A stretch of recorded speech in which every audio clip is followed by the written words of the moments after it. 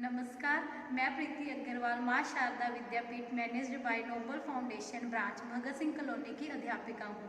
Nobel foundation के 37 स्कूलों में इस समय हजारों बच्चे शिक्षा ग्रहण कर रहे हैं। जैसा कि आप सभी जानते हैं कि कोरोना वायरस के नए वेरिएंट ओमिक्रॉन ने अपने पैर बहुत तेजी से पसार लिए हैं। आप सभी ने सुरक्षा के नियमों का पालन करते हुए नियमित तौर पर मास्क का प्रयोग करना है और अपने हाथों को साबुन से अच्छे से धोना है। और इस समय नोबल फाउंडेशन ने ऑनलाइन क्लासेस का भी प्रबंध किया है। बच्चों, आप सभी ने अपनी शिक्षा का अच्छे से ध्यान रखना है और नियमित तौर पर कार्य कर अपने अध्यापक को उसकी फ़ोटो सेंड करते रहना है। आज की तारीख 19 जनवरी 2022 दिन बुधवार। ये कक्षा नर्सरी का कार्य है, मैच रीड नंबर्स। अब बेटा आपने यहाँ पे देखना है कि यहाँ पर भी नंबर दिए हैं और यहाँ पर भी जो सेम नंबर होंगे हमने उनको मैच कर देना है। जैसे पहले लिखा है 35, हमने इधर देखना है 35 कहाँ है, ये, तो हमने इसको मैच कर देना है। 74 दूसरी तरफ देखना है, 74 ये है, तो इसको हमने मैच कर देना है। इसी तरह 23 को 23 से, 82 को 82 से, 78 को 78 से, 69 को 69 से एंड 15 को 15 से। आपने ये काम अपनी कॉपी पर करना है और इसकी फ़ोटो लेकर अपने अध्यापिका को भेजेंगे।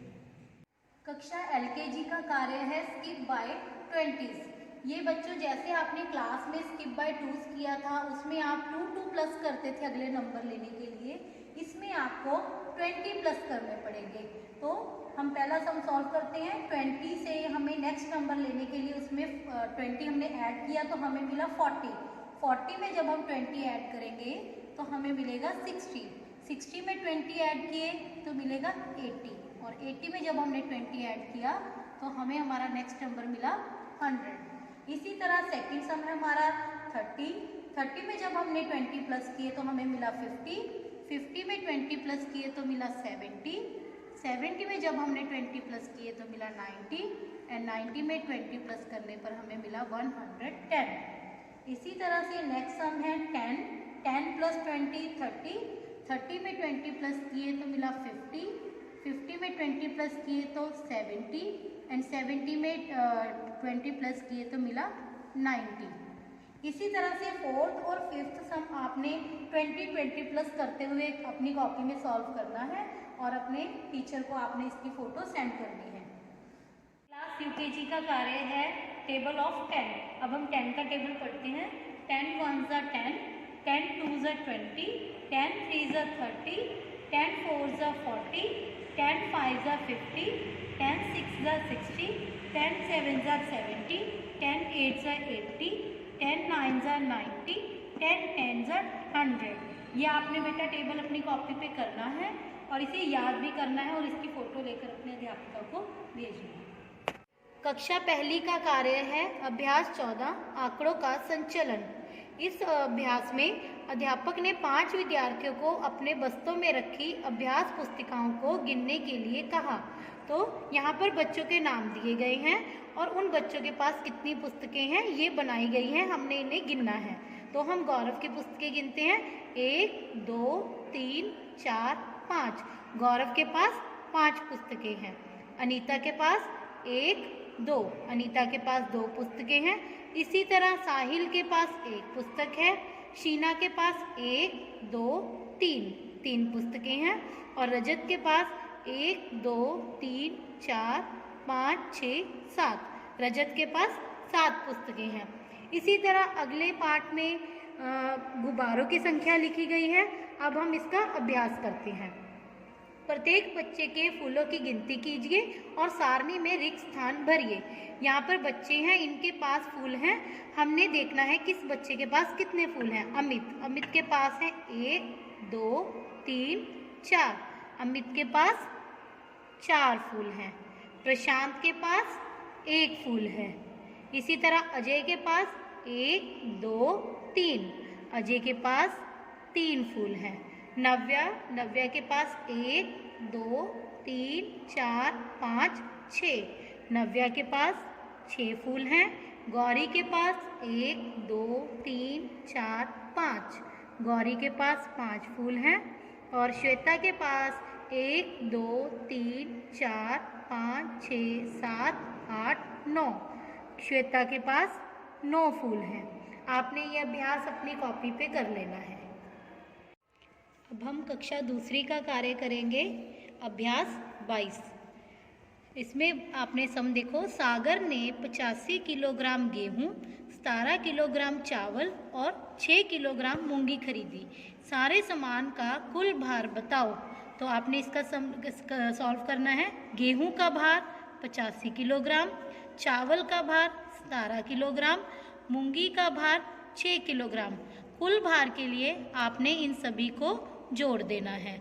इन सभी को जोड़ के 7 5 12, 12 और 6 18, 18 का 8 हासिल 1, 8 और 1 9 और 1 10, 108 किलोग्राम उसने कुल सामान खरीदा।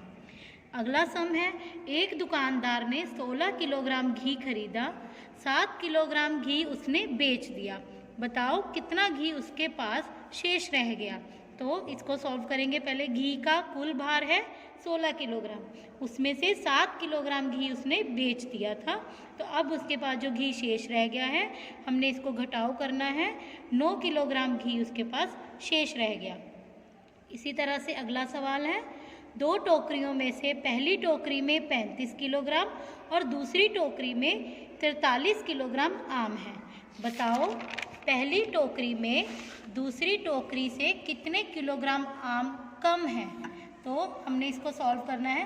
पहली टोकरी में आम 35 किलोग्राम है, दूसरी टोकरी में जो आम है वो 43 किलोग्राम है।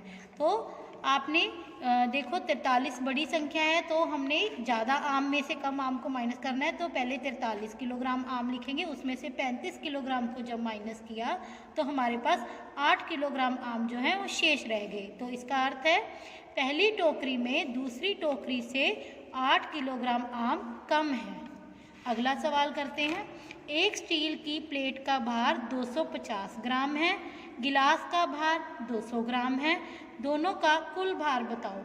प्लेट का भार 250 ग्राम, गिलास का भार 200 ग्राम, दोनों का कुल भार जो है वो है 450 ग्राम। इसी तरह आपने प्रैक्टिस वर्क आपके लिए है कि सवाल 7 से लेकर 11 तक आपने खुद स्वयं करने हैं। अब अगला सवाल करते हैं, 275 किलोग्राम और 333 किलोग्राम के जोड़ को 700 किलोग्राम में से घटाओ। तो यहाँ पर आपने ध्यान से देखना है, आपको पहले जोड़ना है फिर उसे घटाना है। पहले हम जोड़ करते हैं 275 किलोग्राम और 333 किलोग्राम के जोड़ को। तो हमने पहले इनको जोड़ लिया, हमारे पास आ गया है 608 किलोग्राम। अब इन दोनों के जोड़ को 700 किलोग्राम में से हमने घटाना है। तो 700 किलोग्राम में से हमने 608 किलोग्राम को घटाया तो हमारे पास 92 किलोग्राम शेष रह गया। इसी तरह 13वां सवाल आपने खुद करना है। कक्षा चौथी का कार्य है अभ्यास 27। सवाल नंबर 3, एक मेज का ऊपरी तल 3.5 मीटर लंबा और 2.4 मीटर चौड़ा है, उसके ऊपरी तल का क्षेत्रफल ज्ञात करो। मेज का ऊपरी तल की लंबाई 3.5 मीटर, मेज के ऊपरी तल की चौड़ाई 2.4 मीटर और यहाँ पे हमने क्षेत्रफल निकालना है। तो यहाँ पे हमने आयत का क्षेत्रफल का फॉर्मूला लगाएंगे, लंबाई गुना चौड़ाई, 3.5 गुना 2.4। तो अब 3.5 को हम लिखेंगे 35/10 और 2.4 को हम लिखेंगे 24/10। अब 35 को 24 से गुना करेंगे, 4 पंजे 20, 2 हासिल, 4 तिया 12 और 2 14। अब 2 को 5 से किया, 2 पंजे 10 हासिल 1, 3 दूनी 6 और 1 7। अब दोनों को जोड़ेंगे, 0 4 और 0 4, 7 और 1 8, 840 आ गया। और इसी तरह 10 गुना 10 करने पे हमारे पास आया है 100। तो 840/100 है, 2 0 है, यहाँ पर हमने 2 अंक छोड़कर दशमलव लगाना है। तो हमारे पास 8.40 वर्ग मीटर आंसर आ गया है। अब अगला सवाल करते हैं, एक खेत 25 मीटर लंबा और 20 मीटर चौड़ा है, उसका क्षेत्रफल ज्ञात करो। खेत की लंबाई 25 मीटर, खेत की चौड़ाई 20 मीटर, और क्षेत्रफल निकालना है तो लंबाई गुना चौड़ाई आयत का फॉर्मूला लगाया है। 25 गुना 20 किया हमने, 25 को 20 से गुना करने पर हमारे पास आया 500, तो इसका क्षेत्रफल है 500 वर्ग मीटर। अगला सवाल, एक पुस्तक का पृष्ठ 35 सेंटीमीटर लंबा और 20 सेंटीमीटर चौड़ा है, पृष्ठ का क्षेत्रफल ज्ञात करो। यहाँ पर भी बच्चों आपको सेम ऊपर वाले सवाल की तरह ही सम करना है। आयत का फॉर्मूला लगाकर आपने इस सम को खुद ही सॉल्व करना है। कक्षा 5वीं का गणित का काम है अभ्यास 6.4 सवाल नंबर 3। आनंद ने 2 किलोग्राम 350 ग्राम प्याज और 1 किलोग्राम 750 ग्राम आलू खरीदे। उसने कुल कितनी सब्जी खरीदी? प्याज का भार 2 किलोग्राम 350 ग्राम, आलू का भार 1 किलोग्राम 750 ग्राम। सब्जी का कुल भार निकालने के लिए हमें इन्हें जोड़ना है। 0 + 0 0, 5 और 5 10, 10 का 0 हासिल 1, 7 3 10 और 1 11 हासिल 1, 2 3 और 1 4।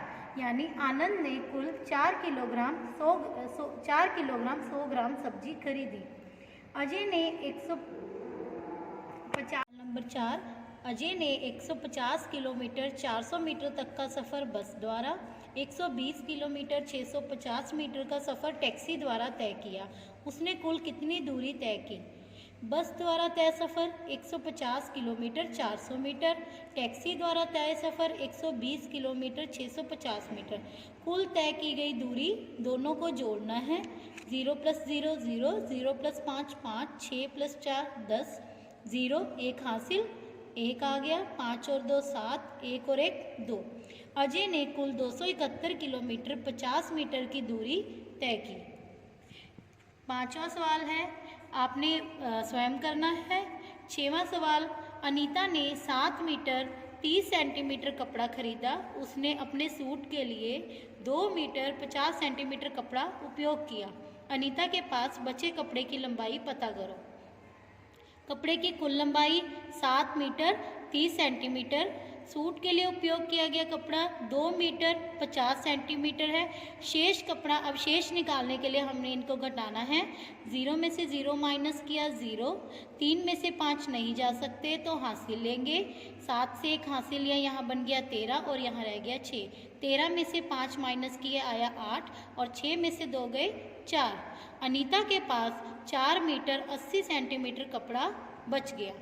7वां सवाल इसी तरह बच्चों आपने खुद करना है और कॉपी पे करने के बाद अपने अध्यापक को इसकी फ़ोटो सेंड करनी है। अंत में मैं नोबल फाउंडेशन के फाउंडर श्री राजेंद्र शर्मा सर जी का धन्यवाद करना चाहती हूँ और साथ ही में मैं नोबल फाउंडेशन से जुड़े सभी मेंबरों और सभी अध्यापकों का भी धन्यवाद करती हूँ। धन्यवाद।